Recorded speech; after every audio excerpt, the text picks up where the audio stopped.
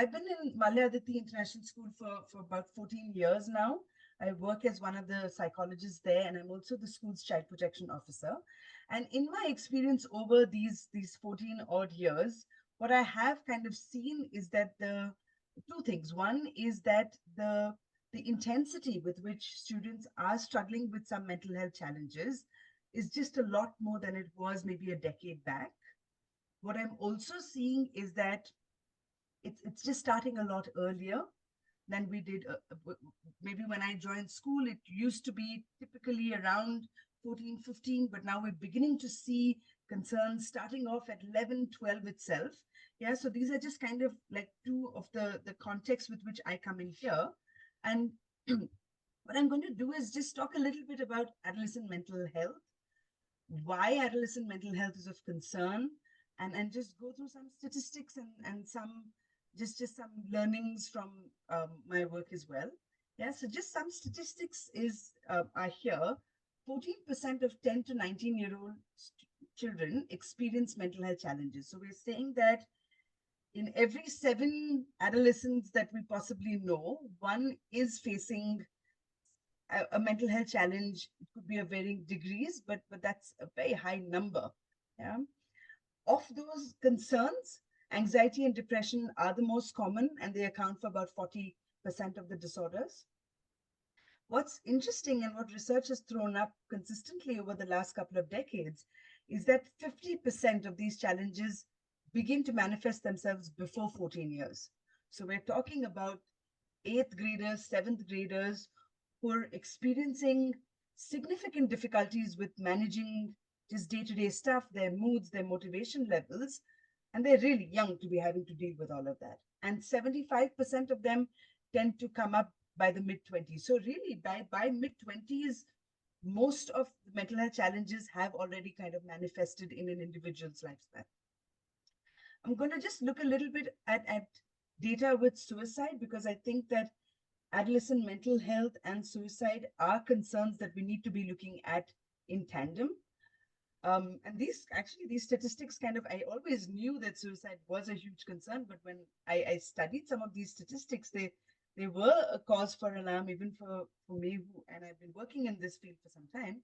Suicide is the second leading cause of death in 10 to 25-year-olds. So we're saying that secondary to accidental deaths, road traffic accidents, suicide is actually the leading cause of death. So premature deaths in 10 to 25-year-olds is caused by suicide. And that's a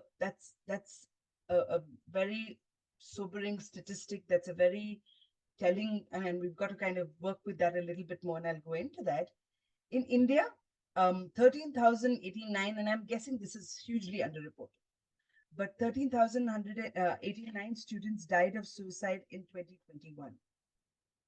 10% of adolescents self-harm. And again, I feel like these are underreported.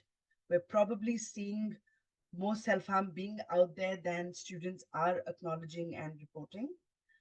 More than 20% of teens worldwide have seriously considered suicide. And I think this was a very worrisome statistic for me, that we're looking at 1 in 5 teens having not just had passive thoughts of my life would be better if I weren't around, or it would be so much easier if I didn't have to deal with this. They're really considering suicide as a serious option when they're faced with difficulties that they're facing in their lives. Each death by suicide significantly impacts 15 to 20 to 35 people. So there was earlier a study done, way back in the 1970s, where the understanding was that each suicide affected about 6 people. But more recent research has shown that it's 15 to 35 people that are impacted. So we're not just looking at death by suicide of one individual, but just the impacts that causes on 15 to 35 people and upwards to 135 people, right? So we're just looking at this as a snapshot kind of tells me that adolescent mental health is going through a bit of a crisis. It has been for a while. It seems like it's getting a lot harder. Yeah. And what the recent kind of trends are showing are huge increases in these disorders. There are much higher rates of depression and anxiety, and they tend to coexist. OCD is coming up more frequently in clinics than they were earlier. with OCD, what's coming is just a huge difficulty in being able to deal with those intrusive thoughts, because I think that, I mean, these are very young people, and OCD and depression and anxiety pose very significant difficulties, and they don't yet have the mechanisms to actually cope with some of that. We're seeing more eating disorders. Sometimes eating disorders aren't as visible as, in the sense that earlier, you kind of looked at anorexia and bulimia, and you thought if a child was underweight, it kind of made you look at things like anorexia. But there's a lot of atypical anorexia that we're picking up on right now, which is body weight's fine, it's within the average range, and it's a healthy BMI, but there are a lot of eating related issues that the student or an adolescent is still dealing with. There is an increase in substance use disorders. Yeah. I want to just say that while I just put these five things out there, and these are statistics, what this may not capture is subclinical issues that kids are really, really struggling with. So it possibly isn't coming up as a diagnosed condition, but the stress that they're experiencing as a result of several other things, like some things that are not that common but still happening are bipolar disorder. We're seeing more of that around 13, 14 years of age. We are seeing a lot of stress and strain coming from students who are dealing with gender identity and sexual orientation related issues, wherein they're really struggling with just how to handle some of what's coming up for them. Yeah, so while these trends are looking at really just increases in diagnoses, I just want to say that there's a lot more possibly happening than just these. You know? I want to talk a little bit about why adolescence is becoming such a kind of point at which a lot of these mental health concerns are coming up. So we're going back to that statistic of about 50% of mental health concerns do come up before the age of 14. What's really going on here? Yeah, so, and I don't want to go into too much detail, but I think this is a good kind of thing to keep at the back of our minds about why adolescence is kind of bringing up a lot of these things. So adolescence is, very simply put, the phase of development between childhood and adulthood. Yeah, there is tremendous amount of change, flux, reorganization that's taking place at this point, which is what makes the teenage individual or the teenage brain more susceptible or more vulnerable to actually having more vulnerable to mental health challenges. Right. So I know that along with risk, there's also tremendous opportunity, and we're not necessarily going to be talking about that today. But the fact that this is a very sensitive period of development. What's happening in the brain, and what recent research has shown is that, I think earlier it was kind of believed that by the time a child is 6, majority of the brain development is over. So a lot of focus was put in on getting young children to be exposed to a whole lot of things. But fairly recent research in neural sciences has shown that there's a huge wave of changes that take place post puberty, right? So, and I don't want to go into technical aspects of what those regions are and what's happening, but I think what we kind of need to keep in the back of our mind is that some of these changes in the brain are impacting their interactions, are impacting their relationships and their choices, which could in some ways be going on to impact their mental health, right? So something that teens have been notorious for is actually to seek high risk opportunities or activities that excite them. They're a bit more bored by the regular humdrum aspects of life that adults may find comforting. But I think for teens, what's kind of happening is they're a lot more novelty seeking. And what research has found is that they tend to be more novelty seeking in the company of peers versus when they're just by themselves. So by themselves, they make a lot more well thought out individual decisions, but place them in a peer setup, and their decisions are not necessarily the most sound ones. They have lower levels of impulse control. So a lot of impulsivity in making decisions. They're the part of the brain that kind of helps them in just hanging on, thinking through waiting it out is really not yet at its optimum, and we're finding that that's really just happening when teens, and they're not teens anymore, they're young adults, and they're 25 up to 30 even for some people. So what's happening, a lot of decisions that they're making are not seeming to make very much sense to the adults around them, but that's really just coming from a place of just their immature brain structures at this point. So I often think of how, when since I work in a school setup, a lot of adults and teachers cannot understand how this person looks like a grown individual, right? Some of them are even taller and bigger built than the adults, but still are seeming to make decisions that are quite immature. But that's really just coming from the way in which their brain is still developing. A lot of their reasoning is thereby emotional. So a lot of their decisions come from gut decisions. They're not based on logic and fact. It's a lot based on how I'm feeling about something that needs to be done. So what's also then happening is their reactions to situations and to decisions made for them, or to their day-to-day interactions, are a lot more emotional. This is also the period of time which is the most susceptible to addiction. So the pathways are really the most sensitive to addiction at this point than in any other point in an individual's life. So that's also a huge concern, because there is a lot of coping that's maladaptive that adolescents are doing, in with alcohol, with substances. But what that's kind of doing is, the more they reach out to that method of dealing with stress, the more likely that is to get strength. Yeah, so there's a lot of activity at the brain level that I think we need to really acknowledge as being there. We cannot sidestep those. What's also happening is a lot of puberty. This is the onset of puberty. We're seeing that it's beginning a lot earlier. Yeah, girls start their development much earlier than boys do, but now we're seeing that even the girls are starting earlier than they did earlier.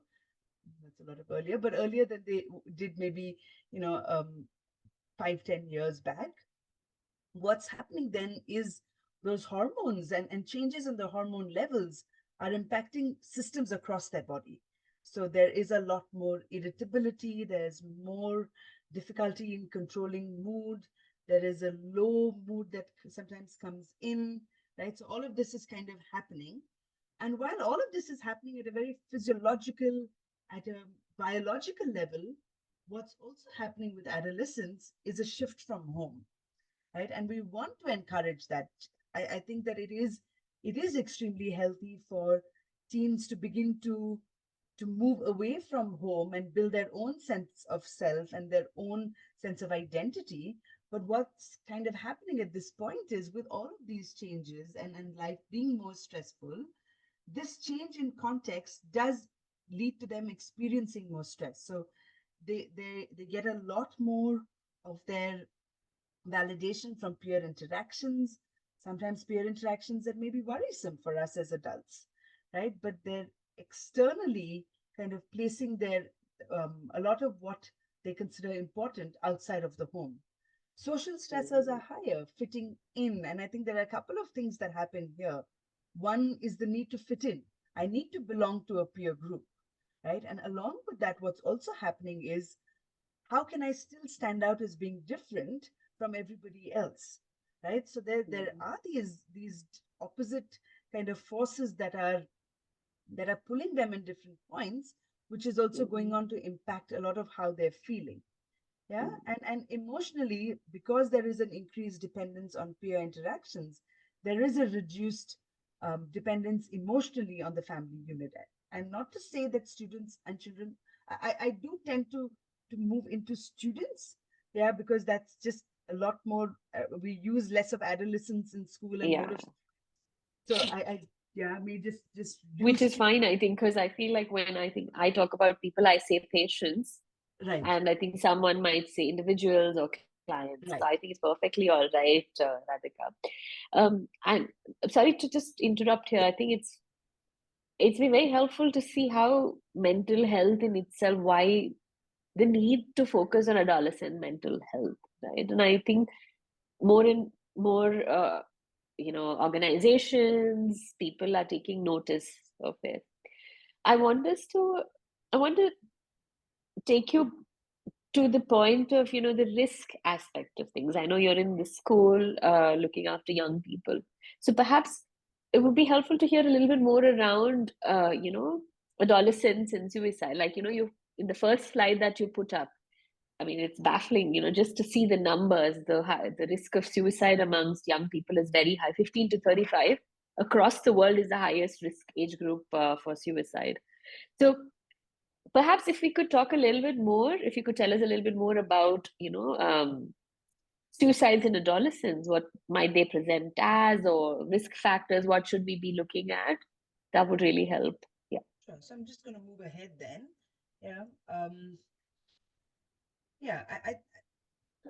Adolescents are a high risk population for suicide. There is, and I think what's kind of happening is, and I don't see this as them actually wanting to die. I see this as them having to deal with intolerable pain, suffering, difficulty that they don't necessarily yet feel equipped to deal with. Right. So we're then understanding that what's kind of happening here, and I see it as this: their ability to cope with some of what's placed on their platter is just not matching. Right. So we are then seeing that students are feeling a lot more overwhelmed, and it feels like suicide or self-harm is a way out of this because there's just too much for me to deal Right, right. with. Right. So that's interesting to hear, isn't it? And you said earlier in, when you started talking, that everything seems to be happening sooner for the adolescents now. I was just going to pause here, Radhika, and also ask Dr. Hinal what her thoughts were, seeing clinically in the clinical setup, seeing people with suicides, what do they come with? What's the experience in a clinical setting?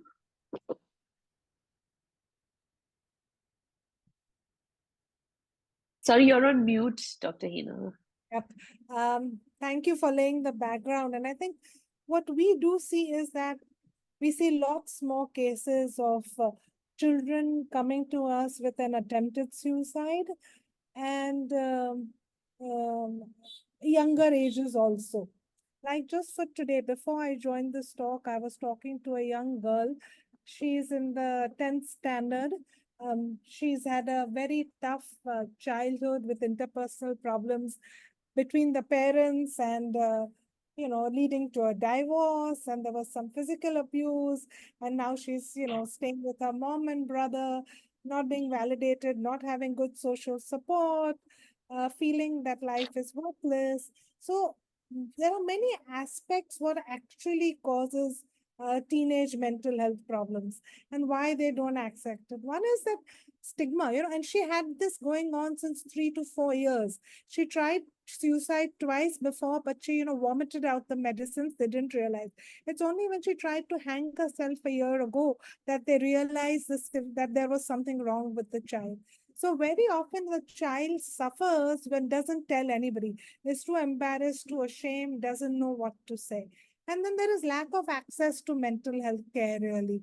And, social pressures, bullying, what they see on media, academic pressures, family issues. Like she was having loads of family issues and poor social support. In some of them, I see substance abuse and the impulsivity coming up because of that. Even too much of social. In COVID, we saw that there was too much social media happening. And that social media occasionally leads to a sense of loneliness and a sense of you not being good enough. And there is, of course, also cyberbullying and things like that happening. So all those kind of things can cause problems. Yeah. So, and what's fascinating? One thing that I must add is also that biological factors, the disorders do come out of the brain and the genes. And as doctors, we can't, take away that part of it. Not that that's the end all and be all, but that's also an important component of mental health problems in children.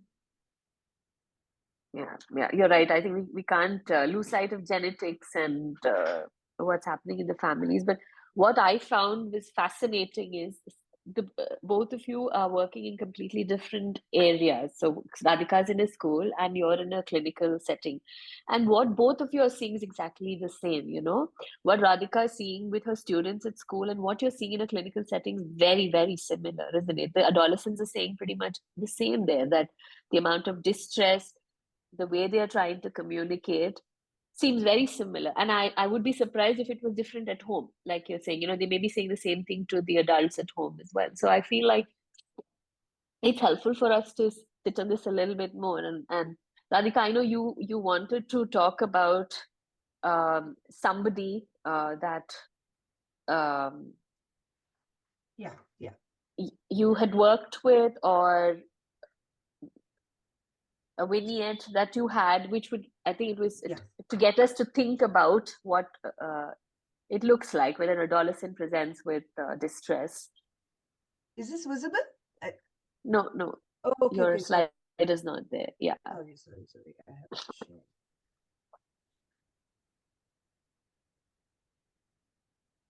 Yeah, visible now. Yes. Yes. Okay, so yeah, so this is a common situation that we often find ourselves in. There is a child, so I'm going to read this out, and so let's imagine, and I think that we can kind of picture people that come up in our minds when we're hearing something like this.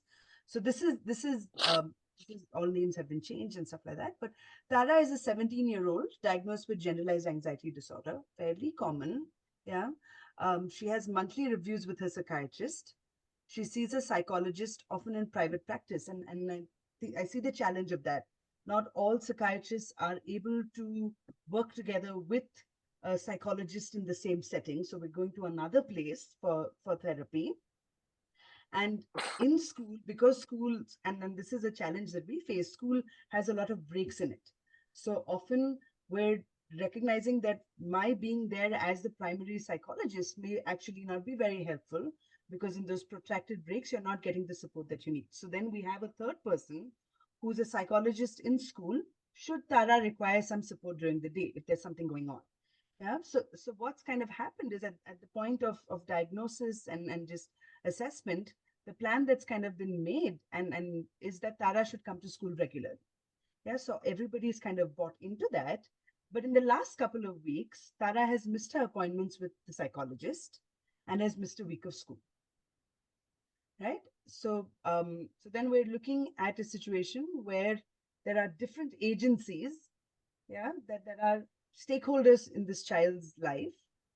Yeah. And how do we kind of work with that? Yeah. Yeah. And it's not an uncommon situation, isn't it? Like you said, I'm sure Dr. Henal's come across this at the clinic, and you have umpteen number of times come across this, where there's so many people involved, and for whatever reason, they're not able to communicate with each other. And then there is this person who's missed appointments with psychologists, not attending school. What happens then? So, Dr. Henal, can I bring this to your attention? What is your experience when you've been in scenarios like this? Is it quite common? What are your thoughts on this? I think, very often when the parents come to the doctor, especially to, something like us, they think it's the end of it. Like, it's our issue now, you sort it out for us. And actually, one of my first things when I'm talking to them is that the child is in the center and we're all working together as a team. And it's you, it's the school, it's me and another therapist or whoever else is involved. If it's an occupational therapist, it's a psychologist, we all have to work together.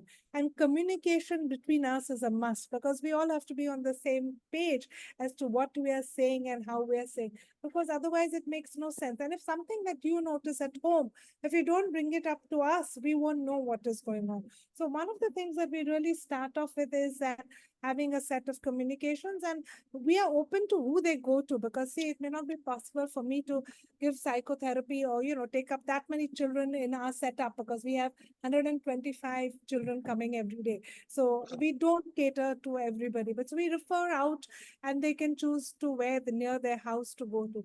But to be able to communicate And I think for me, and as a, very often they feel, oh, the doctor won't pick up the phone, or how to communicate, because it's not simple to communicate. So to have an attitude for all of us also, to answer the phone, to reply to the WhatsApp, to be able to reply to the mail.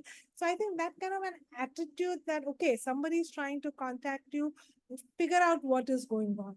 And also when the child, like today's child, we were doing a safety management program because she yet has suicidal ideas. They're not going further, but you never know when it escalates.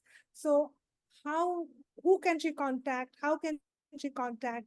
Who are the people they can contact? Are the phone numbers there? Has she done it? Like she said, oh, but I tried the first time she came to me saying, oh, but I tried suicide helplines thrice and nobody answered. So, okay, I have to be very sensitive now that the numbers I share, the ones where she will get help when she rings up. So, all Wow. these kind of things are so important. The best is, of course, that you're co-sitting in one place, which is rare for all of us. We are never co-sitting. So we are across cities, across, different hospitals, but yet to be able to communicate and keep in touch is, I think, one of the most crucial things, especially when there's a therapist and a doctor involved, to be able to know, and the teacher, what is going on in the life of the child.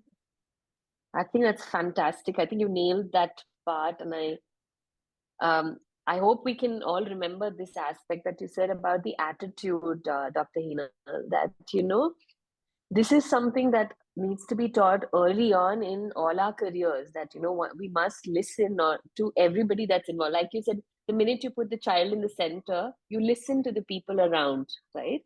And you can be, and you also said, you can be accessible in different ways. Who says you only have to talk on the phone to be able to listen, right? So you said it could be a WhatsApp message, be emails, and it is about that predictability. And I think that's fantastic. And I hope more and more of us who are training going forward are able to hold on to that attitude that we have to listen to our peers from other professions. Radhika, what's your experience been in terms of this sort of multi-agency collaboration? Because you're sitting in a very sort of non-clinical setting. Yeah. And the teacher aspect is, like Dr. Hinal said, what about the teacher? Where do they fit in and how? Yeah. It's been, I know we've done a lot of collaborative work. It's been hugely helpful. And I'll tell you why. One is, of course, to look at consensus. All right, we're working with this. This is what the therapist is doing. This is what's going on with the meds. We're going to just check in on how that's going. And that's great. What I found it to be really helpful with is if I'm not sure about something, I've picked up on something, I'm feeling like there's something that I'm picking up on, but I need another set of eyes on this. I just need someone else who's also invested in this child to just check in on this, because I'm going to sometimes need, just that other sounding board as well. So I think that that's been very helpful, because so for example, I may end up seeing this child only on an SOS basis, right? And sometimes what happens is there's stuff coming up in an SOS basis that the child may have resolved and then is not coming up in therapy. And kids tend to finish, right? Once it's done for them, they're not necessarily coming back. They're not like adults where they kind of hold on and then they come back to something later on. So I find that just bouncing off that email or just doing a WhatsApp audio is hugely beneficial, just for all of us to just be on the same page, right? And the other thing that I find that parents have found helpful with this approach is the onus of care is shifted onto us as professionals, right? There is enough going on in this family's life. The child is struggling. The child Mm. struggling means the family is really going through a lot, right? And it is very hard for the family to free up the space to then go running from one appointment to the other. But if they know that there's somebody who is just kind of coordinating all of that, it's a huge relief for the family as well, right? And then they can get on to working on more pertinent things like doing family work, or just looking at building that connection with the kid, because they're not just running around between appointments. Yeah, but that said, it's hard. It's really It is hard. hard. And in my experience, there are two reasons. One is just the calendars, the way our calendars are. We've talked about the demand, so that means that all of us are just that much busier. And I know that even in a school setup, I would ideally like to not do more than 4 or 5 appointments a day so that I have time to think about stuff. But sometimes I'm doing 7 or 8. I'm running back to back, right? Yeah. So calendars are a huge issue. The other thing is also the readiness. How open am I to have my clinical judgment being questioned? How ready am I to have someone else tell me that, you may be going wrong with this? So I think it's that whole attitudinal thing that we talked about earlier. But Yeah. I think it's doable in that you kind of identify who are the students who need it. Not everyone's going to need that, right? So What about teachers, Radhika? I'm sorry to interrupt, but yeah, what about, because I think Dr. Hinal pointed out that if a child is spending the bulk of the day at school, sure. how do we get them to engage? What is there an attitudinal change? What happens there, on a day-to-day basis? Yeah, How do yeah. we plug that gap? Because It, like you it's said, they yeah, have a lot on their plate too, right? So and I think now there are practitioners in school like yourselves. right. There are more and more schools are looking at having mental health counselors, professionals. But there's still that thing of, there is a teacher who's actually seeing the child a lot more. Yeah, How do yeah. we, and they may not have the same language or skill set as that perhaps you have or Dr. Hinal has. So maybe it's easier for you and Dr. Hinal to talk, but how would that be for a teacher?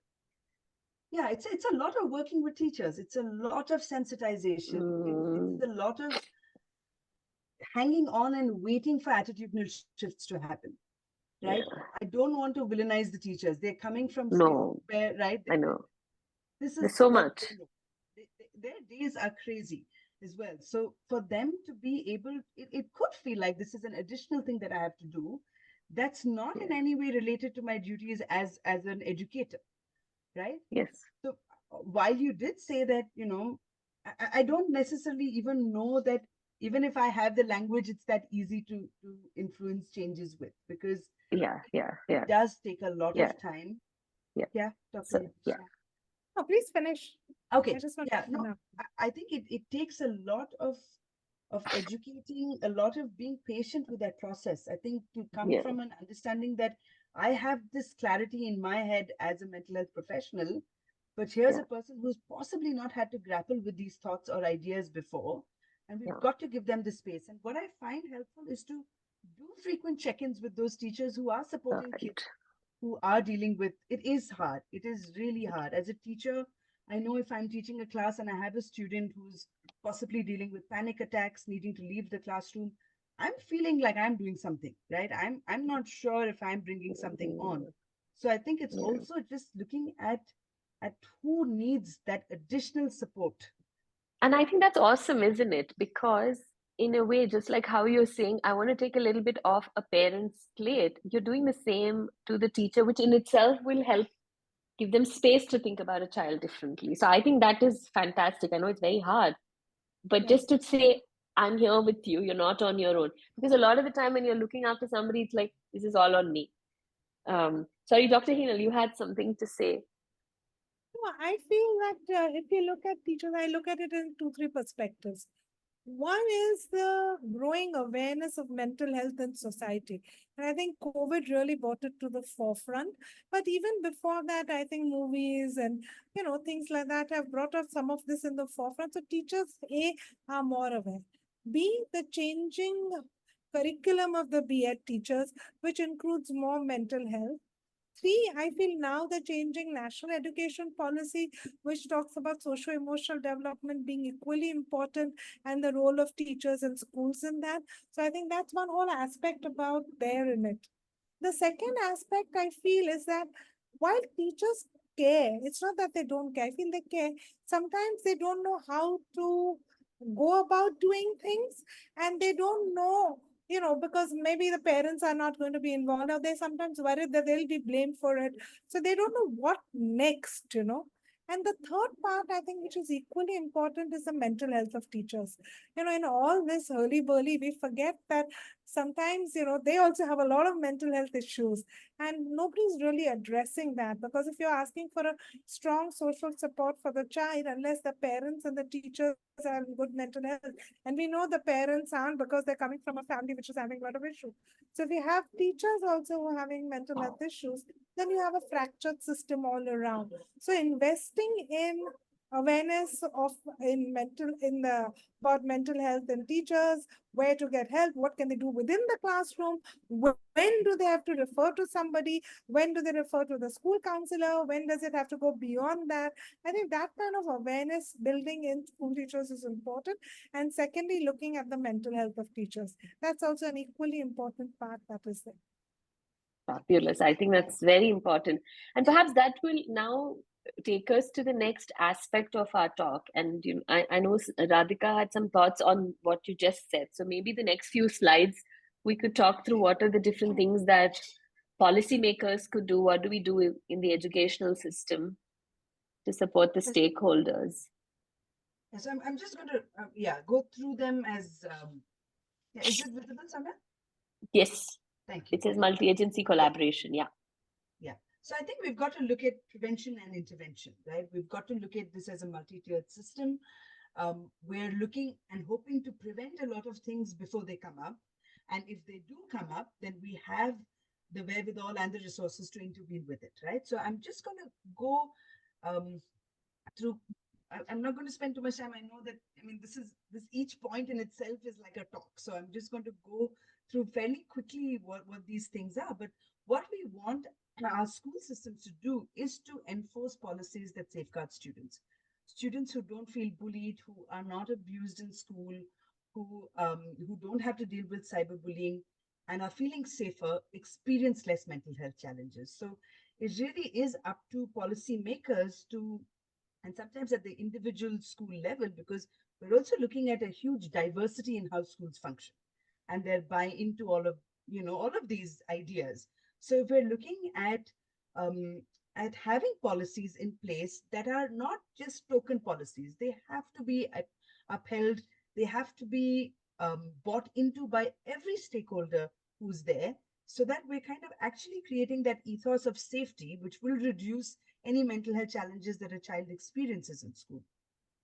What we also want to do, and I know this is challenging, I know that this is not something that all schools can do, but to provide access to mental health services, but in their truest form. We don't want mental health services acting as proxy disciplinary bodies that actually end up causing more distress to students than they help, but providing access to mental health services. So what we do in our school is, we're a team of 3 of us, and we have our own offices and stuff. But what we also do in each classroom is just put up our contact details so that students can to us, even if it's hard for them to come up.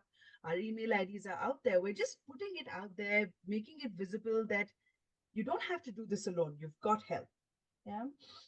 What's also really helpful to do is to screen and ask about self-harm and suicide. I think we, as a society and culturally, and it is an uncomfortable topic to talk about. I know that even as an experienced clinician, it is not easy. It puts you a little bit,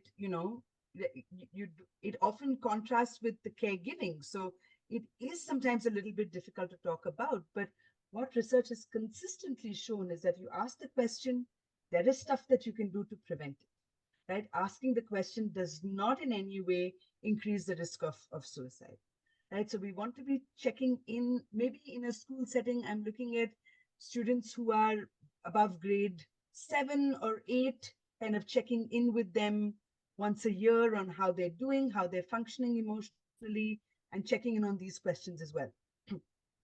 We also want to have personnel in school able to offer basic psychological aid. So we are seeing a lot more anxiety in the classroom. We're seeing a lot more panic attacks in class. We need our adults to be in positions to be able to stay calm and regulated themselves so that that child can co-regulate. What often happens is, it is hard to see a child out of control. And I, as an adult, may myself be so upset that I'm actually amping this child's reaction rather than helping the child calm down. So I think schools can be places where teachers are taught, okay, this is what you could be seeing coming up in your classroom. Here's what you could be doing about it. If it's fine, if it's feeling like it's hard for you to do this, come back and we can talk it through. And there's always something else that can be done. We also want to have um, parents, teachers, other students serving as gatekeepers. So we're also wanting everybody's mental health to become everybody's business. It's not just up to me to look after myself, but if I see that my friend doesn't seem okay, if my friend has been kind of withdrawn, hasn't been responding to texts, then I make it my business to check on this child, right? As a teacher, I don't minimize my interactions to just passing on the curriculum, right? So if I see that a child, it's not typical of this child to not turn in their assignments, to not, come for tests, they look a lot quieter in class, I check in with that student. So what we're trying to do is look at the fact that distress is there. Can we pick up on that distress? Can we make the referrals when needed? Can we let the child notice that we see that they're struggling at this point? Yeah. And I think a lot of what schools do really well is build a sense of community. There's just so much happening. There's sports day, there's annual day, there is so much that kids come together to do. What we also want to do is to build a sense of student-led community. Right? A lot of this is teacher-led. These are the activities that happen during the year, and then the students come together. But I think it really helps if students start to feel invested in their school as a community, as a microsystem, because then they're really looking out for each other and being able to detect when something, and it's amazing. It's just the number of times I have students who come in and talk about another classmate, right? And the student may have been struggling with something, but it's just so hard to make that first step that it just becomes so much easier for me to call this child in. And I know that years later as well, students are really grateful for their friends for having watched out for them, right?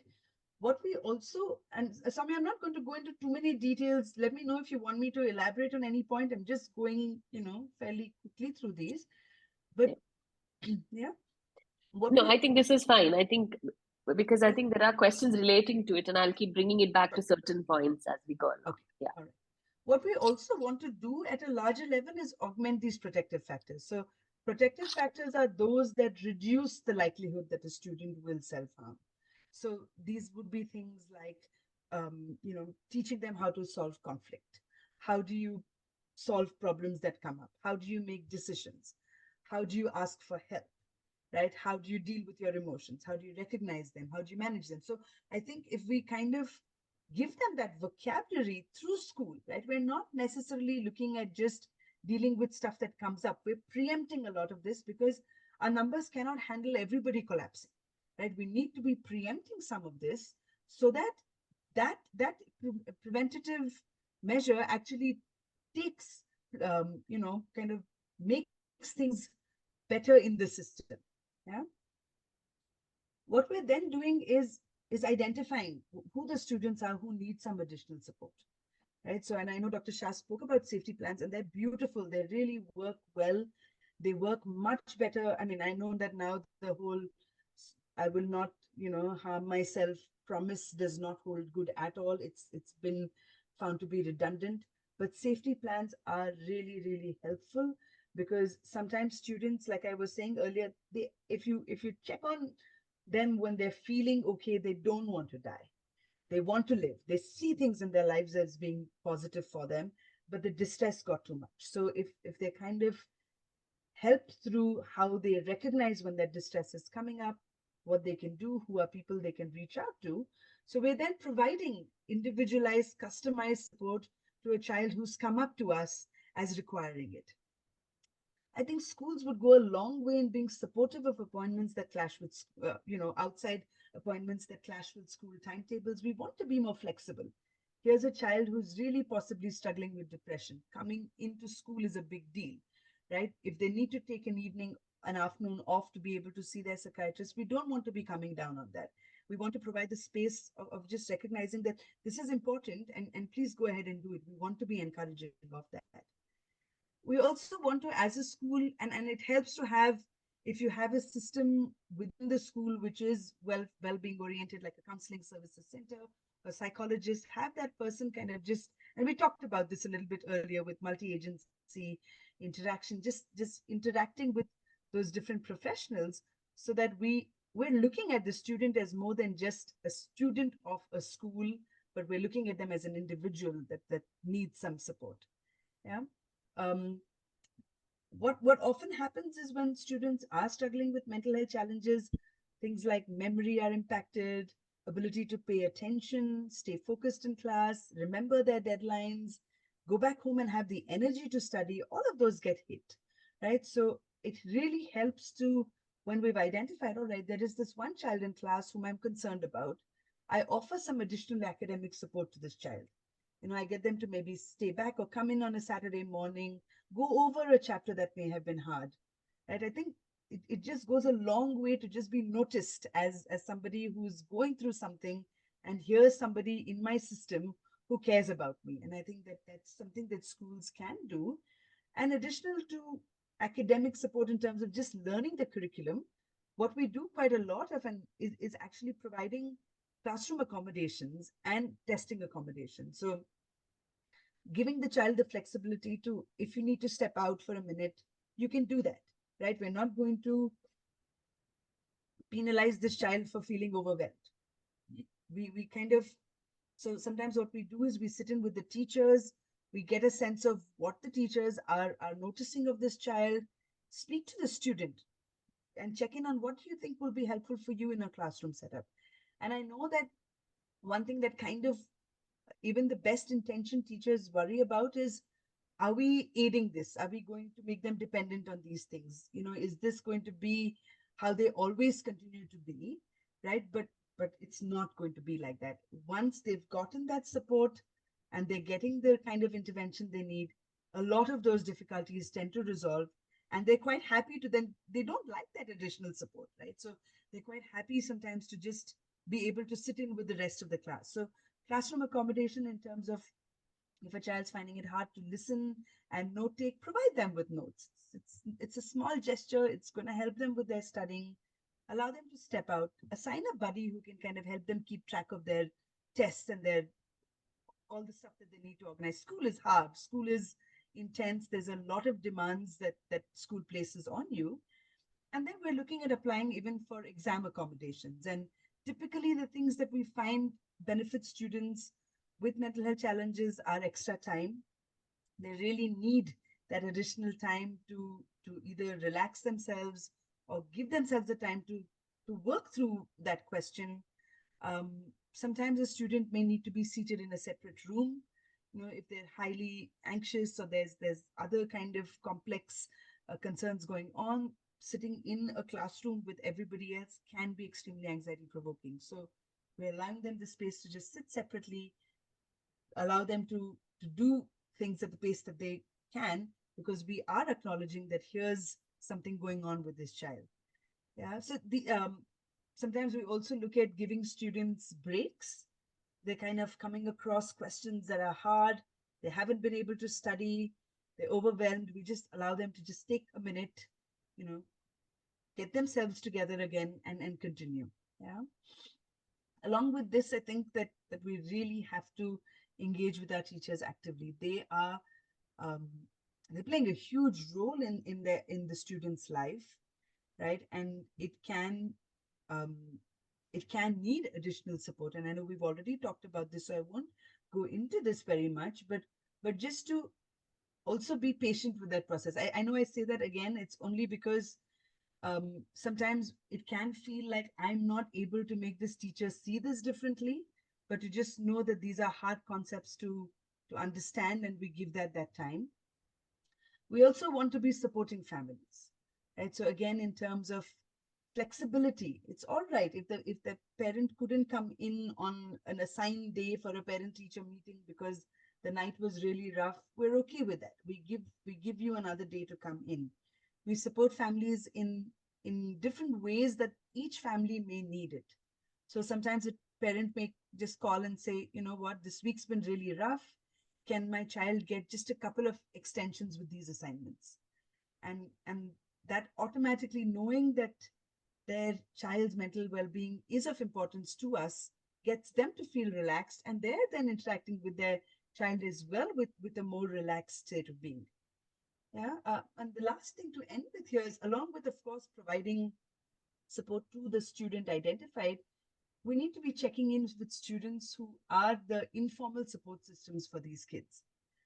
And I see this as being, it's a huge demand that kids, and they take it on for themselves, right? Very often students find that their friends are struggling, and they feel like they need to be there for their friends. And what we need to do is to do a couple of things. One is to really appreciate this particular student for looking out for their friend, but to also let them know that the burden's not on them, right? That they have the opportunity of accessing support themselves, but that this particular individual's safety is not on them. Because I see students taking on a disproportionate responsibility, and it comes from a place of wanting to make their friends, have their friends be safe, but what they're kind of doing in the process is not engaging with their own regular tasks of growing up. They're just so anxious about this friend that's just the only thing. So we want to be kind of appreciating the role these students are informally playing, but also alleviating them of that responsibility. Yeah. And that's just some of those. I think that last point was very, very important. I think, especially when you're working with adolescents, because they look at each other for peer support. But like you said, sometimes they take on what more than what they can chew, and it's not, and then it's counterproductive, right? And then you have a whole new set of problems in terms of others. So, um, I wanted to ask you, Dr. Henal, we've heard from Radhika about, from a school's perspective, what needs to happen, and we've talked about multi-agency working. Do you have any thoughts in terms of what else we could do with this age group in terms of collaborative working? So I'd like to give an example. For example, there is something called as Project Mumbai, which is a NGO which is working, and that signed up an MOU with municipal corporation, and I'm on the advisory board. And we thought of having a project which is called a Smiling Schools project, and 150 schools are being targeted. And we've got multiple NGOs who are now part of this project. So we created a curriculum, vetted out that curriculum, piloted it, trained so many people in different NGOs, and who are already having some liaison with their schools.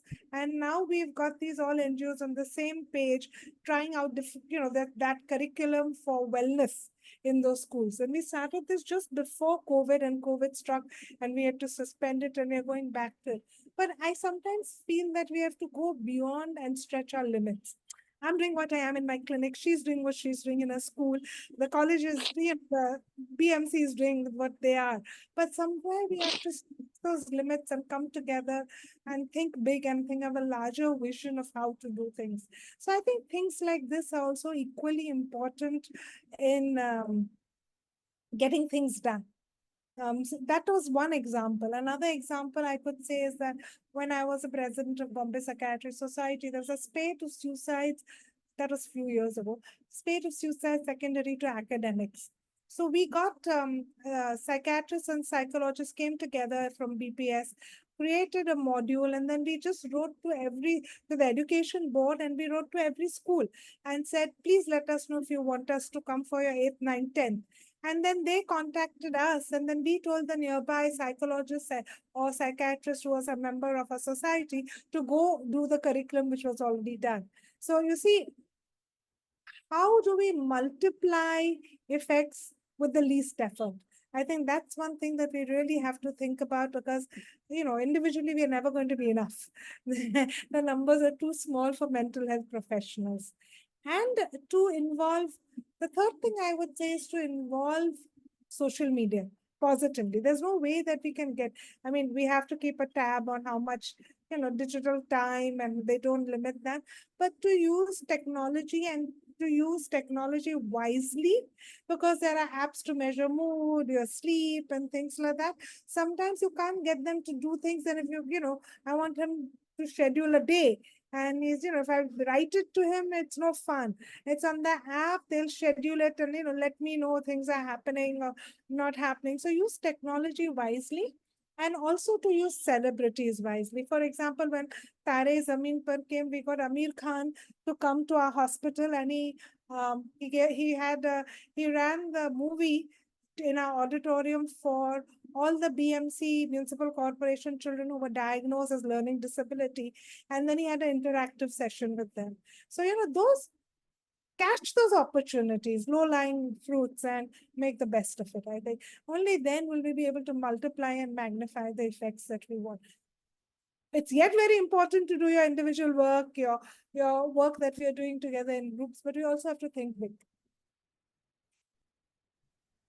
Great, couldn't agree more. I think it's important that you do what you're doing and try and do a little extra sometimes to further the cause. On the same note, as we were talking about different stakeholders in the system, we talked about how it's important to support parents, support NGOs. I think I would love to hear more about the curriculum you devised in terms of wellness. But what I was hearing from you is that you included all the stakeholders there, right? And one of the questions in the chat box was around that. I think Mr. Sridhar Palya, are you still in the group? Can I just see if you're here? Would you like to ask your question? Because I feel like it's very pertinent to what we are discussing at the moment. So yeah, thanks. It was good presentation by Radhika. To be honest, there are quite a lot of questions rather than answers to me. Having said that, could you tell us a little bit about you, Mr. Palya? Okay, let me come on the camera. Is that okay? Yeah, please do. That'd be great.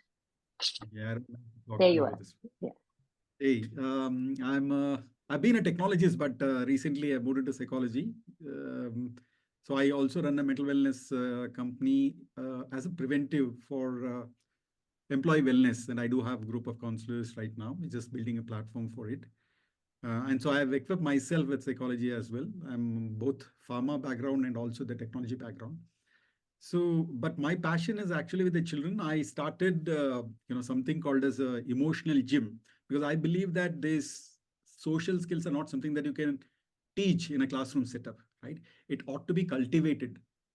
So gym is where you actually build your muscles, mental muscles. So that's my background. So schools, I did try and volunteer a lot of schools. I tried working and doing best from what the learnings that I come from the corporate world. But we are trying to see, quite a lot of invisible things, right? We're trying to mix oil and water, if you may, right? I see that, first of all, the key stakeholders that are teachers. I would prefer, instead of academicians being a psychologist, I would rather have a psychologist being an academician. Because a self-regulated child, you don't need information dump. So that's first problem. Second is structurally, I think the entire ecosystem itself is a problem. If that is not fixed, this is not a priority for them. My understanding, right? Yeah. Because we all look at the problem, but here what we are seeing is, sporadically we are trying to do that. So what is the kind of handshake that the psychologists have in your case, just to understand, do we have a framework where the teachers are aware at the regular? You did mention the check-in, and that's very, very pertinent one. I mean, I don't know how many schools will do that, right? Only maybe 1 or 2% of the schools, right? You're coming from a very elite school, but if you look at the other thousands, 28,000 government schools that are there, I don't think that is ever happening, or not even aware of it. So, but at least let me see from your point of view, is there a handshake between the stakeholders just within the school setup? Forget about the psychiatrists, forget about the social workers and all of those things. And if so, is it structured? Is there a structure to it? Yeah, so I think to some extent, some bits of it can be structured. right? So say that I'm doing trainings in the beginning of the year to sensitize teachers about something, right? There will be some element of structure to it, but it is not going to always be possible to have it structured, right? So it's going to be ad hoc. It's going to be based on what's coming up in the community, in the classroom at that point, right? I see it more as for the psychologist and the teacher to kind of work well together. We need to be creating spaces that are safe for teachers as well, right? We want to have teachers also feel comfortable in talking about those things that they are concerned about in a classroom. And if they I notice that sometimes and you're right, I do come from a very privileged setup where there is access to this, but the majority of schools don't have it. But even in a setup where there are school psychologists, very often they're seen as kind of puppets of the management, right? And we want to dispel that. We want to have school psychologists operating in their purest form, such that every individual in that community matters, right? So I don't see it so much as a handshake, as a, but I see it more as a collaborative, constant, ongoing thing. Sometimes it's a very casual conversation in the corridor, right, about something. Sometimes it is bringing the whole section together because something's coming up with that particular section of the classroom. Yeah. That is the problem. So what I see is if my ID card is mandatory, okay, my mind, actually you call it a subconscious mind or anything, I take it as it's a mandatory, right? Whatever is mandatory is my priority. Today, this is only when the situation occurs, right? We tend to wake up on those things, right? It is not something that is done like a fire drill. Yes, doctor. So I would, I'd like to step back and look at it a little more holistically. And I think you should realize that the numbers of mental health professionals to the number of people who need help is disproportionate. Today, the ICSC schools have said every counselor, every school should have a counselor. But even if they have, really, what quality do they have? And is one counselor sufficient for that whole school? So, putting all this into perspective, I think we have to think about one, also training our teachers as the first line counselors. I don't think there is getting away from that. I also work with a lot of municipal corporation schools where there's no counselor. Forget it. There is not going to be easy things in that. So how can I train my teachers to be the first line counselors? That is one. The second thing is that for every cluster of schools, especially at the district level, we are privileged in Mumbai, but at the district level and at the rural level, for every cluster of 5 schools, can I have one teacher being trained for counseling further so that she takes up the onus of those training somebody more at 4 to 5 schools? So we are looking at different models. And the third thing, I think if you read the NEP, that's for once some NEP is talking about socio-emotional development of the child, and something is the new national education policy talks about mental health, and therefore it's coming in the curriculum of teachers. It's coming about what is going to be done for teach students in that, and that is a priority, and it's not just the knowledge and the skills that are important. So I think the first is that attitudinal shift. That's one larger picture. At the picture where you're saying when there is a psychologist and there is a privilege, like you said, some schools are privileged. Yes, they have a psychologist and they have some for senior school, junior school. They have somebody who's coordinating all of that, and that's really a privilege. 0.001% of the schools. And when that is there, I think also that it matters. One is that where does the handshake occur? And I think that attitude has to shift between teachers and the psychologists. Very often I have people who come and tell me, I'm the counselor and they told me to go and take a class. They were just running short of teachers. That's why they made me do that. And I sometimes tell them, that I do understand that you have a special place, but it's sometimes good to walk into that classroom and take a class on whatever. They're sometimes told to take a class on personality development or things like that. It's good to walk into that classroom and touch base with what is happening. So when a child, first, it makes you identifiable. I mean, for the student to come to your room in that corner is like, do I really need to get everybody saying, oh, usko to special class mein bheja. So to destigmatize that, I think you walking into that room is a very good thing. And the second thing is for you to know what is the class like, what is the vibe like, what is the negativity, positivity, who's doing what, so that when the child comes to your classroom, I mean, if it comes to you, you can, get the context of it. At the same time, very often if the psychologist or the counselor suggests something for the teacher to do, teacher say, dimag ka bheja kar rahi hai. There's always this kind of thing coming up.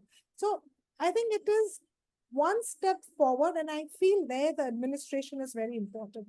I have found it that we started with training psychologists and teachers, and we took a step back and we said, let's start with principals. So we began with 2,000-3,000 principals that we trained first. And then we said, call the teachers. Because even if the teachers wanted to do that, the principals were not keen about it. And sometimes principals were not keen because the admin was not keen. So we have not yet gone to the admin level. Admin level, we talk individually. And the last point that I think is keep good friends with the education department. Very often when I've found that the school is really being pig-headed, I've picked up the phone and spoken to the education officer and told him, I think you need to speak to this principal. So then, I pass on the baton and he or she does the needful. So I think it's a multi-pronged approach, and keeping your mind open for it is the most important thing. No, but as very rightly, and even we see that Henal Shah also raised the same point as I read that we will not do anything unless it is a policy. We will not pay tax. It is not, there is no fine. We will not wear helmets, will not wear seat belts when we are driving a bike or this thing. Unfortunately, that is a scenario. It is not a priority. Today, academic exams are something that results are something that is calculated. Be it whatever it is, after some time the spirit dies off, right? And that's why I'm looking at structurally. And also, as you, ma'am, you mentioned that stigma. The reason I ask structurally is I believe in something called as a fire drill. Let every student mandatorily reach out to, without any reason, reaching out to counselor, have a conversation and go. So you're destigmatizing. You're also using that as an opportunity to just sense check whether this child silently is suffering or not. At the same time, you get to know all the ecosystem also. So we don't do kind of a fire drill. So, obviously, something I'm sorry, Mr. Pillai, I'm going to interrupt there, but I think all of you make valid points about, what might be, how do you bring an attitudinal shift? And like all of you are saying, I think the key thing is there is an issue with resources, which is what Dr. Henal is saying. And sometimes you have to bring in a policy to even bring it for tabling it for discussion, right? You make it mandatory is when people start talking about, yeah, I hate it or I love it, right?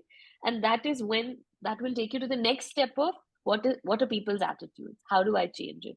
So unfortunately, you're right. Human behavior is such that unless you make it mandatory, there's a lot of things that won't happen, right? And I know it's not ideal, but on the same note, and I wanted to just ask Ashlesha. Ashlesha is a psychiatrist and the co-founder of our team. Ashlesha still runs a support group for teachers in a charitable school right around the corner from where we are. And I feel like I want us to talk a little bit about that because we've talked a lot about teacher engagement and how we should lose sight of them and their difficulties. So, Ashlesha, did you want to say a little bit about that? Yeah, thank you so much. It actually also ties in with this point of mandating and policy. So the school in its initial stages is when my friend who, has really worked at grassroots, brought up a lot of teachers who were from the same school from a low socioeconomic status and employed them as teachers. And she wanted to do something to support their mental health, but not from a very direct, like go see a counselor kind of thing, but have a space for them to talk about. So initially it was like, just come and have a chat with my friend. And when there was also this thing that, I could see that they came because she was asking them to, rather than really being interested in it. It was not mandated, but there was this sense that they should come. That is it's timetabled in their time, in their schedule. Now, my job was really to encourage them to become more reflective and start talking about their problems, its impact on them and their mental health and what the stress was like. And I was very clear from the beginning that I'm not a teacher. So if you have an issue with a student, like, he's not studying, I felt like hitting him. So their problems are very basic. Like, I want to hit that person because that's what they knew how to do. And they had to really learn how to try to discipline without hitting. What impact will my shouting, singling out a student and shaming him in front of others have? So they were really basic questions. And all I would say is, I don't know how to answer your discipline issue, but what are you going through when you're faced with a dilemma, and how can you manage your distress? And when you're managing your distress, can you then make a better decision for yourself and the student? Because you want the outcome from the student, but you also don't want to traumatize. So the discussions were mainly like that. And I must say that because there was an initial thing that, our mentor principal is asking us to go, so we'll go. Then we reached a stage after 1 year where, even though there were problems with scheduling it, they were motivated to make it happen. So they made sure that the sessions would happen even when they didn't have a timetable. And on the flip side of it, when it became like a mandated thing and the team grew, there was a lot of resistance to sort of attend something which meant that their ability to complete portions will get affected. So I feel like the focus needed to be more on this attitudinal shift that we're talking about. And just mandating may make them come and sit there, but it's not going to bring a shift. And that is the problem I faced. And then every year a new bunch of teachers would join. Some would come because they've been told to, some would come because they really believed in it. And you could see that the resistance to something that is mandated is much higher. But yeah, and I just as a point, I think, it's amazing session. Thank you so much, both of you, for raising such relevant points. What I kind of took away from it, and what I feel, is that everyone in this ecosystem has the capacity to do something. And it may not be that everyone can change the whole system. So maybe at that time, what I could do is just do like a group for teachers, what Dr. Henal is doing. And in that situation, what you felt like doing is maybe outsource it to a minister, so someone else takes care of it. So each situation requires something to be done by someone, and maybe that's how the change can start happening. Yeah. And sorry, I think I'm really sorry. I know this is fascinating discussion, but I have a few more questions that we need to talk about. So I'll come back to you, Mr. Pillai. Yeah. So I think there were just sorry, we can't hear you, Mr. Pillai. Oh, Can we come back to you? Can we come back to you? No, because it's a current point. What I wanted to say is, see, gender equality, for instance, DEI, none of them work without a policy. We're all good intention, but when it has to implement something without the policy, trust me, we'll only be talking, but nothing will happen. That's my prerogative. Okay, thank you for that. Yeah. So, sorry, Dr. Henal, you had something. You raised your hand. You wanted to respond to something? No, I think we can just go ahead with the rest of Yeah, the question. okay. So we have Ramleela Shekhar who has a question. Can you tell us? Yeah, I'm Ramila, not Ramila, sorry. I'm so sorry. I know, with all all the cold for everything. I can't see it. Go on, anyway, Ramila, please okay. tell us. Yes, what is your question? I'm just, it's not a question. I'm just going to going along with Dr. Ashlesha's point, because she said there should be an entry point. And I just wanted to tell us, like, at least in Mangalore and someplace, I'm from Mangalore.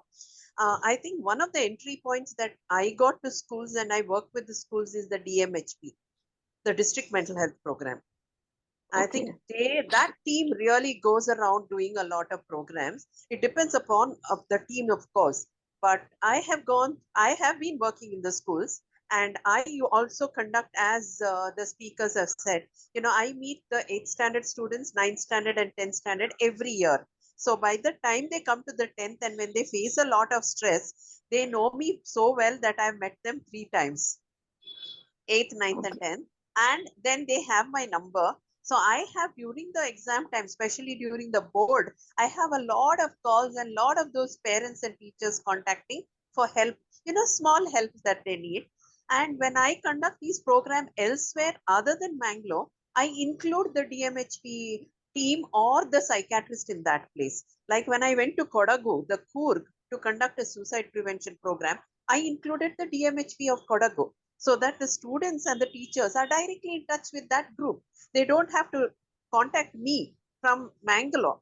So I think one of the entry points could be these DMHPs and other things. So just a small, information that I wanted to give. And thank you, Dr. Ashlesha, for bringing that point. Thank you, Ramila. I think that's also similar to what Dr. Henal was saying as well. Sometimes what you cannot, you bring in others who can influence change along with you. Absolutely, absolutely. There's one other question that's come up prior to the session. So I don't know who has put this question, but I feel like it's very pertinent to our talk. The question is how to make an adolescent share.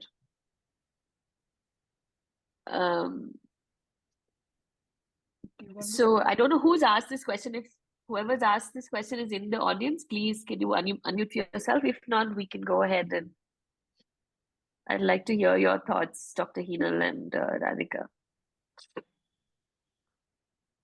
Yeah.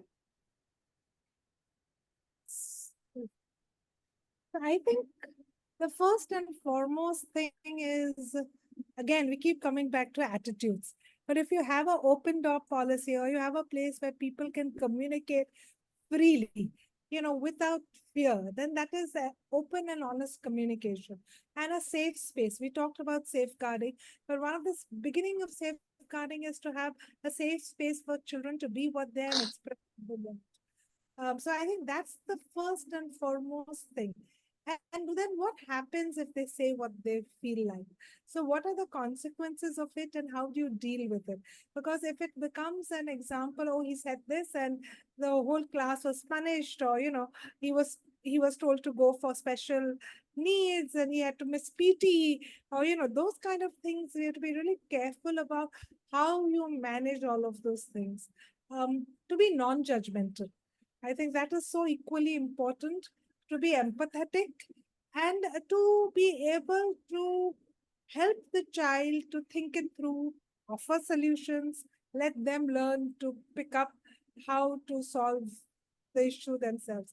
And this is just a small thing. There are many things along the way that can do, but the first is the ethos of non-judgmental, empathetic attitudes that should be there in schools. Great. Radhika, did you have any thoughts? I just to add a couple more. I think Dr. Shah has got them all, but I think to just be authentic. Teens can see through a lot of the inauthenticity, the pretense, and sometimes I think as adults, our contexts are very different from teens' contexts and their lives. So if we pretend to be cool or pretend to, communicate the way that they do, it doesn't go well because they've got enough of that in their lives. What they need is an adult who they can trust, right? So just be yourself, even if it means feeling a bit uncomfortable, feeling a bit unsure, just be who you are, and that'll really, really help. The other thing that I want is to just look at how we can be more collaborative with teens. I think teens are getting a lot of instruction all the time. In school, it's from teachers, at home, it's from parents, and typically it's around what they're not doing, right? So there's not too much space for them to think things through and collaborate with an adult who is responsible and trusted. So to, in your work as well, kind of not come from the space of telling them what needs to be done, but really just saying, okay, this sounds like, what are the different options you feel like exist? And so being collaborative and something that I think works for some teens but doesn't work for all is sarcasm. I've noticed that it really puts off a lot of adolescents if we use sarcasm. So to be very, very sure when it may be your style, to just kind of sarcastic, but a lot of teens get put off with that, and they don't come back then, even if there's something that's going on, because they felt like they've been in some ways judged. Yeah. I think those are just a couple of things I wanted. Okay, can I add one last? It's also about just being creative with them. I think that not all students like to sit down and chat. Not all students are ready yet to sit down and chat. It's our need as the adult to have them come in there, and perhaps another adults need to have them come in there, but they're not ready yet. So sometimes what I've done, and it's worked sometimes, but not always, but is to just let the child know, okay, we're just going to sit in silence for 5 minutes. We're just going to do this. Just sit quietly, and that sometimes helps them feel less defensive. Or using things like, okay, if you were to communicate to me what you were feeling through your song that you're thinking of right now, what would that be? I think just being more creative with them rather than conventionally necessarily thinking that they're going to be very comfortable talking, it has been helpful. Yeah, that's I couldn't agree more with both of you, Dr. Henal and Radhika, that, being patient, non-judgmental, and just being authentic is so important. And kids are so perceptive, adolescents are so perceptive, aren't they? I also want to I want to hear your thoughts on, now there's so much information that adolescents get about mental health, different kind of disorders, suicide even, I think one of the things we always worry about is copycat suicides, something's happened at school. How much information are the kids being exposed to? What kind? What are your thoughts on it? How do you think a very articulate person may read the information, but I'm never sure how have they processed it? How are they holding the information?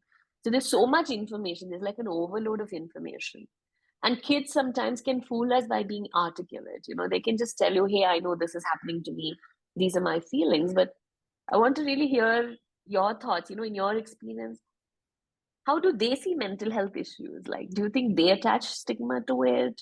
What do they think? Do they think this is liberating that there's so much information? I don't know. yeah. Can I go first? Sure, Yeah. Radhika. Yeah, sure. I have been a bit concerned about how students are, their vocabulary around mental health.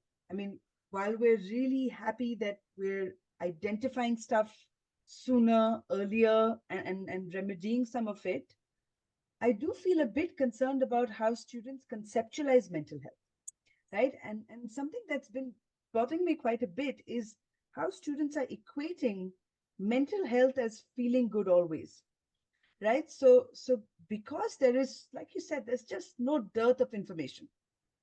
There's no dearth of some of the words that are put out there, the access that they have to it, which not necessarily is always kind of going with what they're experiencing, right? I think we're also looking at adolescence being a stage where people want to stand out. And my concern is, are they going to be feeling like this is a way to stand out, right? So I've been a bit concerned about how, and what I'm trying to work with students on is mental health is not always feeling good. They come in and they say, I have very bad mental health, right? And I think it's because they're getting messages that feeling good all the time is preferable, right? So that's something that I feel like we need to be getting adolescents to understand, that feeling good always is not a possibility with the human experience, right? We're going to be feeling good at times, we're going to be feeling terrible at times, but can I cope with what's feeling terrible? That's a good way of kind of checking in on how mental health is, right? I think we also, I'm finding that kids nowadays are very uncomfortable with distress.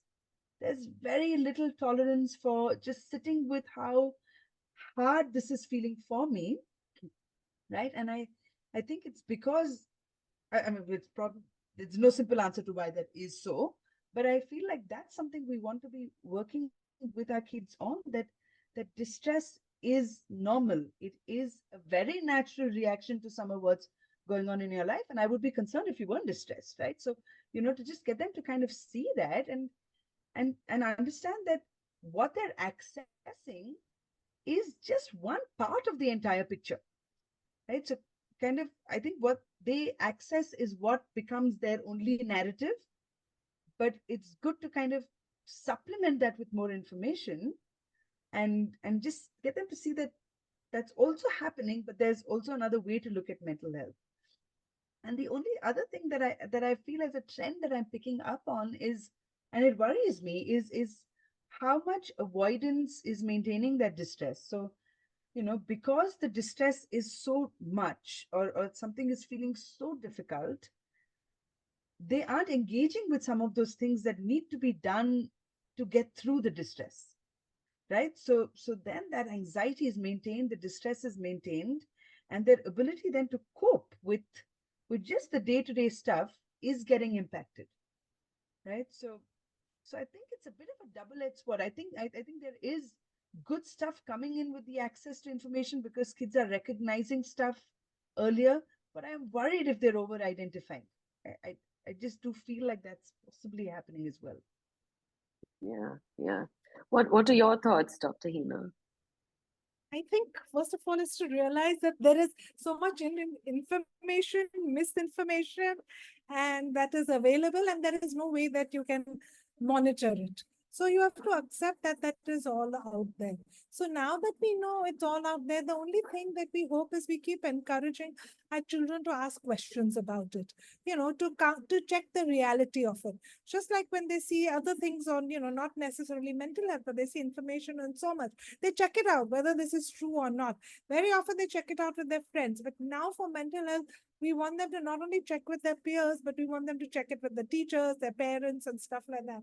So keep encouraging them to have that conversations and curiosity and answering those questions. Sometimes they seem so stupid, sometimes they seem trivial, sometimes they're scary questions, but to keep calm and answering those questions. I thank you. That's one of the most important thing, is having that communication going on, so they can, if they do check it out, they realize that this is happening, not happening. Secondly, at the same time, having access to where the right information is. So it's so important to have access. So while they're having information to, all this misinformation, do we also tell them, okay, look this up.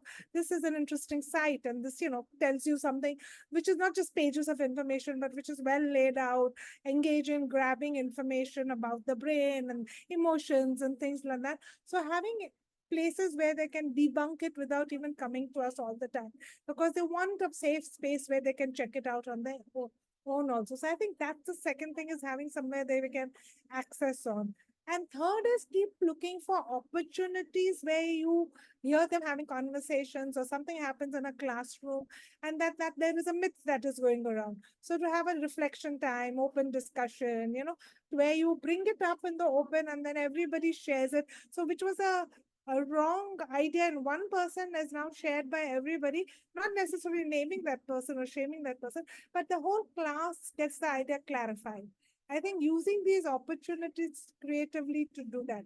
And of course, because I'm in a hospital setting, I see a lot of patients. So there are people with mental illnesses. So for them also clearing that concept, it's not a weakness, it's not my fault, I deserve this, it's something that I did, or my parents are having a tough time, or I'm responsible. Dealing with all of that is also equally important in people who are having mental illnesses. I think that's, and to do all of that, you need to have a society is also which is well informed. So the broader picture of advocacy and communication.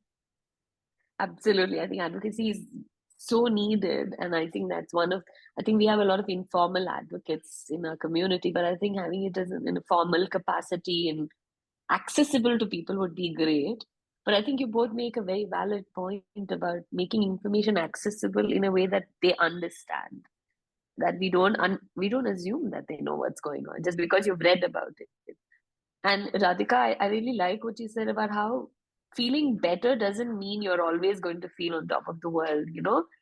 I remember when I was training, a consultant would always tell a patient, I'm getting better. How do I know? You have some good days and you have bad days. You won't always have good days. And so perhaps it's not just about us telling our patients as a society, we need to just embrace that some days are good, some days are bad. Perhaps that is the challenge that we're always going to face, that disconnect with what's happening in the world around them and their internal world, I think. Sure. There's a few other questions. Did you want to break? Are you okay, Radhika and Dr. Henal? You're okay. Yeah. So there were a few other questions. I think, so on the topic of risks and suicides amongst adolescents, we've talked about how systems are important. So it could be the school system, it could be the peers, it could be the parental system. Often you find children who don't express suicide directly, but they're talking about distress, like you said, How do you deal with children who come from abusive backgrounds? And this, I think, is relevant to all sections of society, right? There is a misconception that the elite or the upper middle class don't come from abusive backgrounds, which I think is a misconception. So I feel like it would be helpful to kind of talk through a little bit of that, because somewhere support there, would that make a difference? What are your thoughts? Dr. Henal, would you like to Yeah. go So first? I think first of all is to be able to identify that there is something happening to this child. So I think awareness in teachers, parents, and not so much parents, but in teachers to pick up when the child is not right, where something is wrong, and then how do you get the child to talk about it? That's the second part.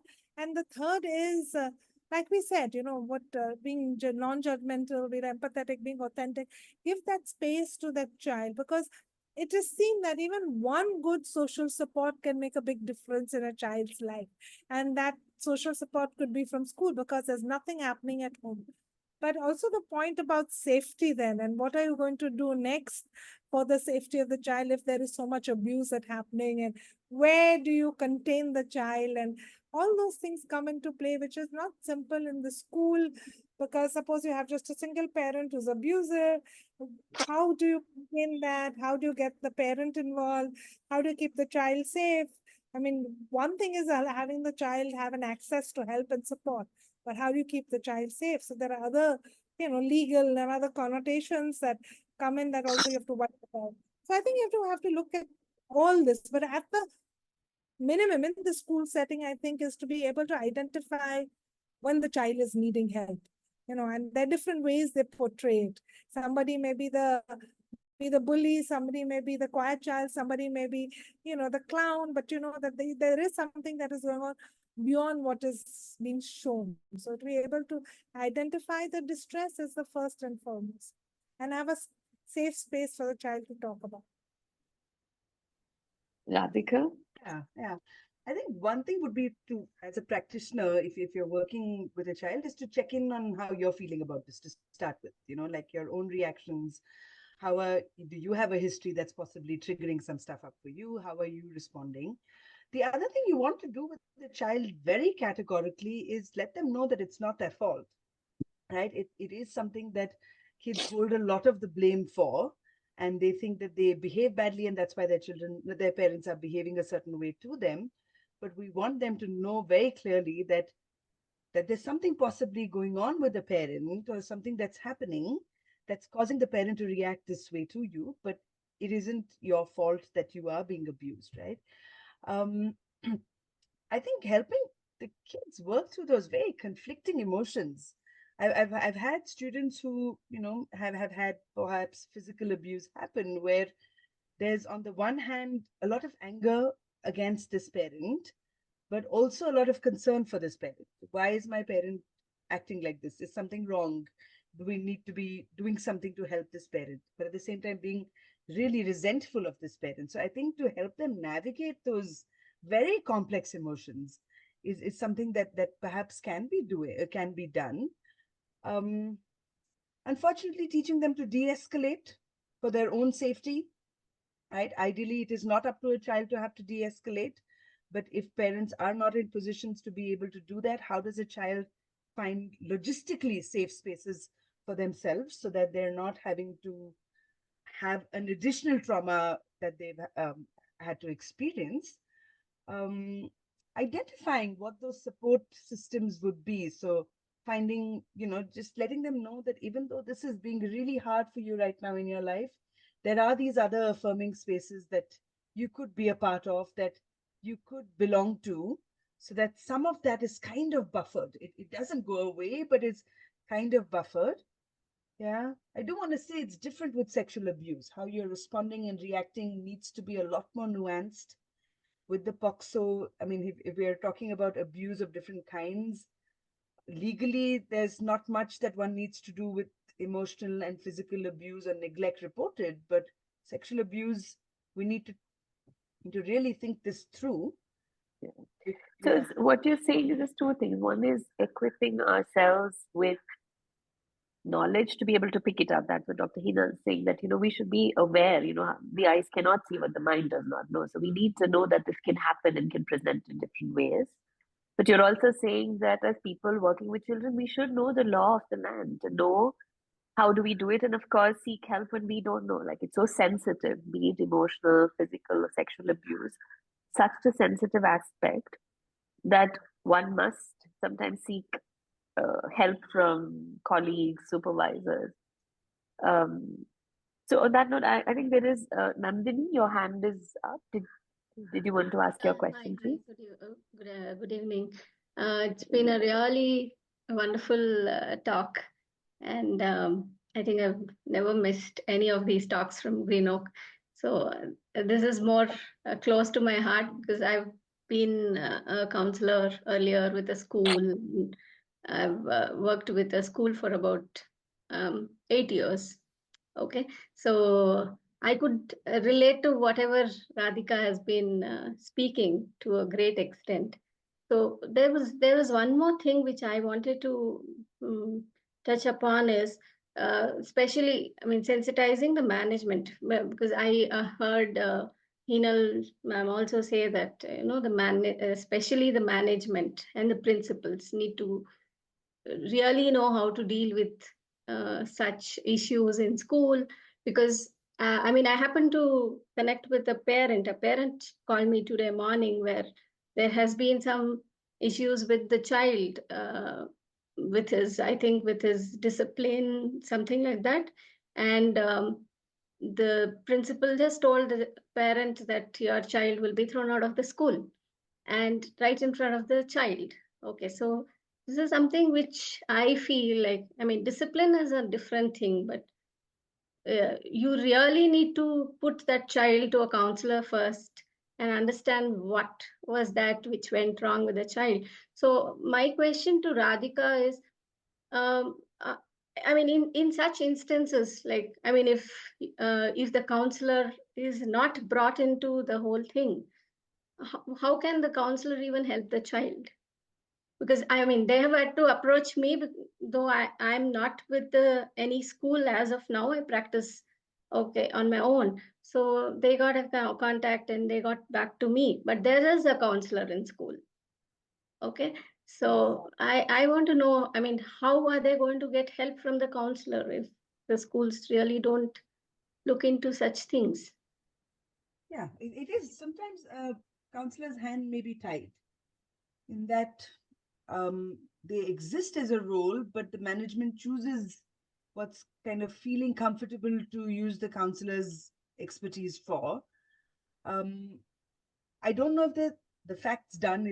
I mean, I don't know what the counselor is in a position to be able to do, but I think that it's good in such cases for the mental health practitioner to kind of go back and look at policies in place. Do we have things in place where we have a certain way in which we're dealing with disciplinary things? Is there an escalation matrix that we follow? Do parents know that this is coming, right? Because like you said, while we do want to support the student, there are behavioral issues in the school as well that need to be addressed, right? So typically we want there to be some kind of predictability in what's coming next. Students know that this is what is expected out of them. If this were to be flouted, here's what's going to come your way. And then if they make that choice to still do it, then the consequences follow, right? But I suppose it's here's, I mean, I don't want to talk too much to this situation because I don't have all the information.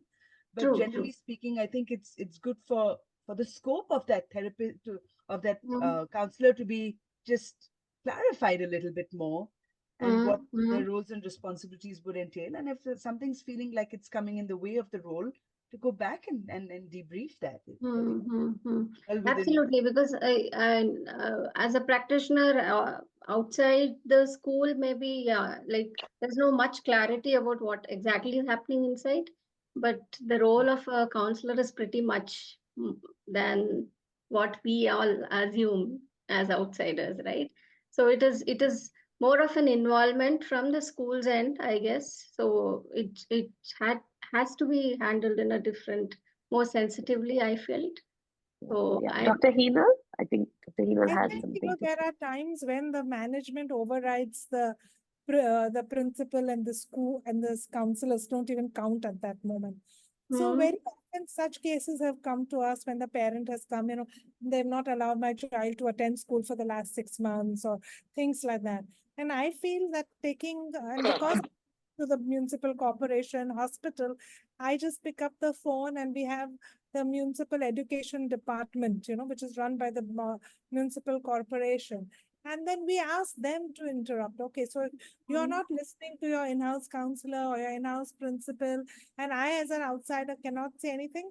I can only know that the child and parent have come to me and the child is coming depressed, and this is the background. So I ring up the school education officers of that zone, at that ward, and ask them to have a look. So very often they go there, visit the school, they write a letter and things like that. And therefore, I feel, when we talk of collaborations, a collaboration is not just teachers, students, and us, but even a wider community collaboration. Education department is so important. So having somebody who you're collaborating, like the board is so important. I have somebody who I can ring up the SSC board, and tomorrow is the exam. The child hasn't got a LD certificate submitted. What can he do? Please accept it. So, having collaborations, of course, amongst all of us, but having amongst all the other smaller but very, very important stakeholders is so important. And I think reaching out to them is equally important.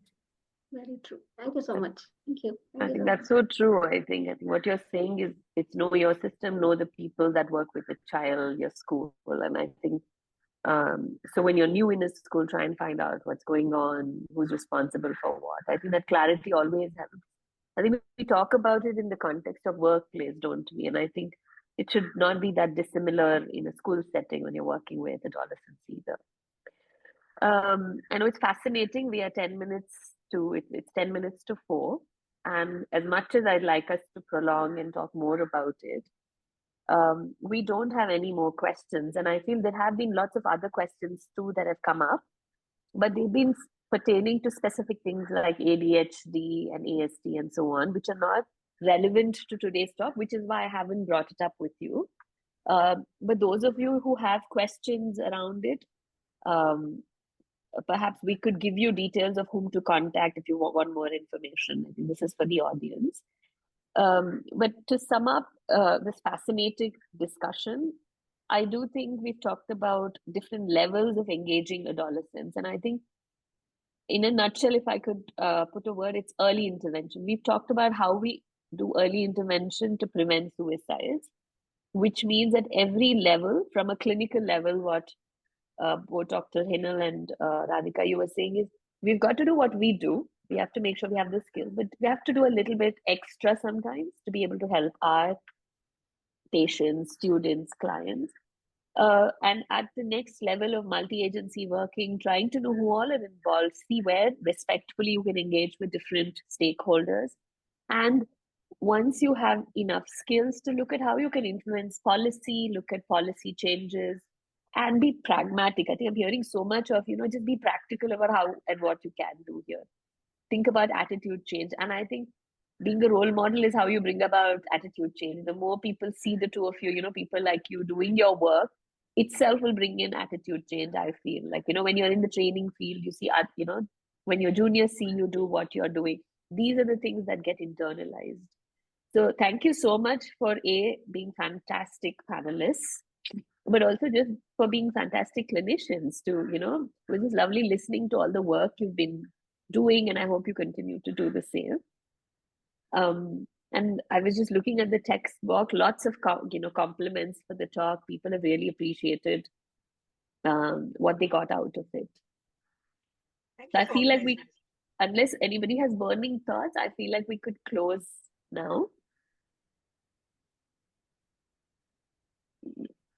I just think thank you so much for organizing this. This was lovely and just such an important thing for everybody to kind of come together and think about, because there are children in our families, there are children in our friend circles. So there's always somebody to think about when we're working with some of these ideas. So thank you. And yeah. Thank you so much.